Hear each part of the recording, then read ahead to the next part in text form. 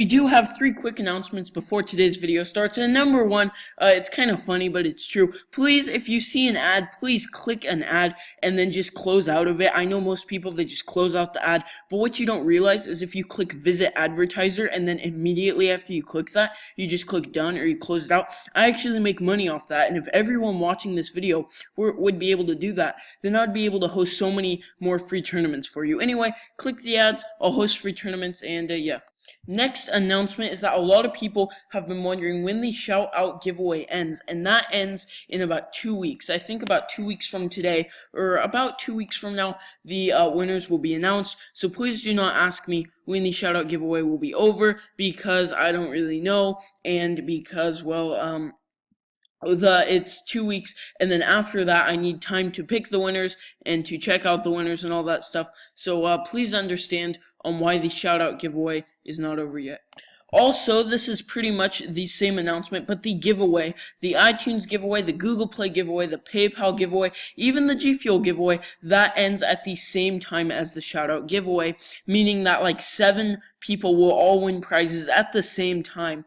It's pretty exciting. Once again, it does happen in about 2 weeks, but in case you missed the video, I'm giving away 2 iTunes gift cards, 2 Google Play gift cards, of some YouTubers and I, 2 iTunes, 2 Google Play, 1 PayPal gift card, and 2 packs of G Fuel Energy. And all you gotta do is click the link in the description to enter those giveaways. Also, today's video is gonna be about the Clash Royale balancing changes and my thoughts on it, so I hope you enjoy.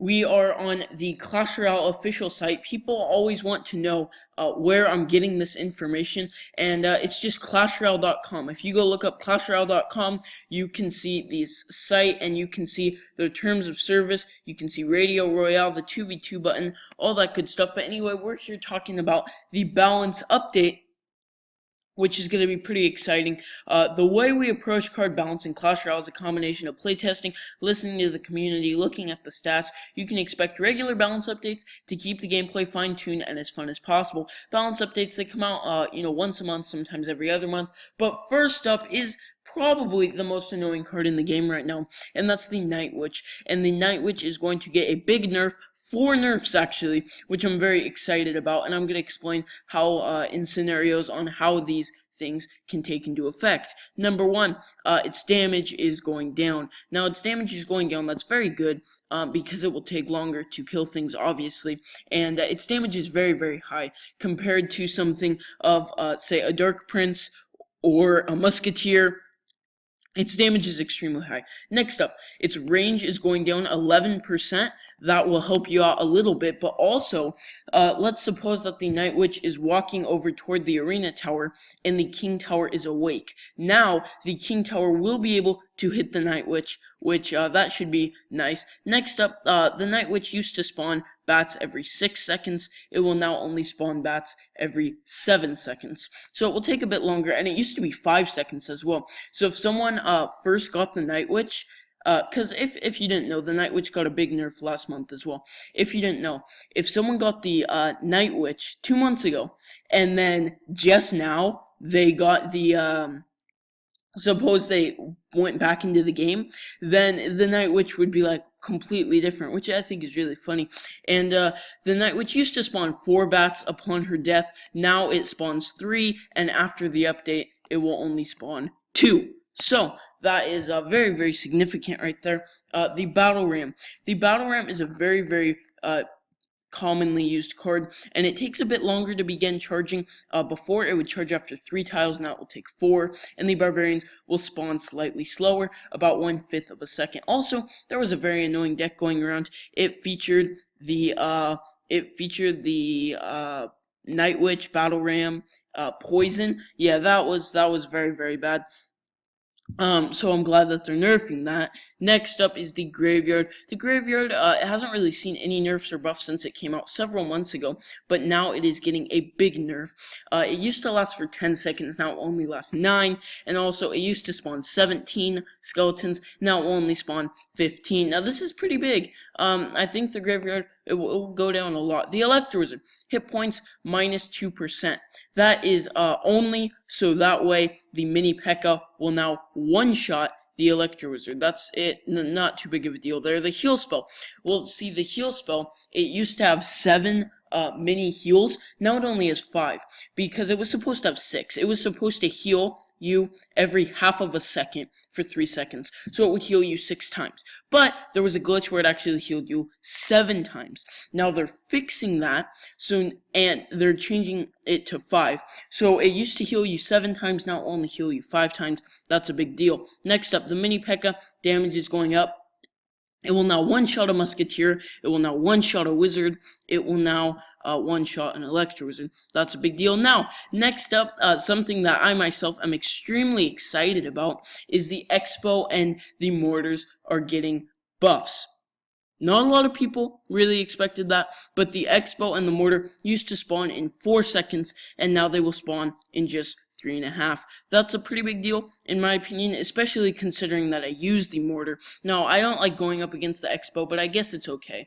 And the Mortar, so basically, I mean, they have slightly less time to react, and that will help me a lot. It will help my Mortar get onto the tower more. Next up is the Dank Prince. A lot of people have been making fun of it. You just flip the R around, attach it to the other half of it, and you got Dank Prince instead of Dark Prince. But the Dark Prince is going to get a buff. It is going to get a damage 6% up, which is a big deal. It will now be able to do slightly more damage. If a charge strike plus a normal hit will now kill Musketeers, and now it can kill all 3 of them at once, which will be pretty handy. Its hit speed is also improving. Used to be 1.5, now it's 1.4, so its hit speed is up pretty quick, which means that its overall DPS is going up by at least 10%, so that's very, very significant. Next up is the Ice Wizard.